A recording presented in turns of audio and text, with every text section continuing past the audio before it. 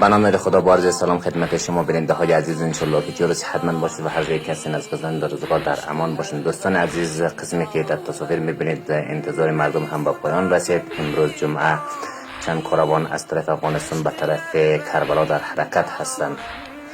موقعیت دشت برچی کابل. شاه و ماه دین دارم، ای خدا ای خدا تو میدانی عشق اربعین دارم. ای خدا تو میدانی عشق اربعین دارم. ای خدا تو میدانی عشق اربعین دارم. ای خدا تو میدانی عشق اربعین دارم.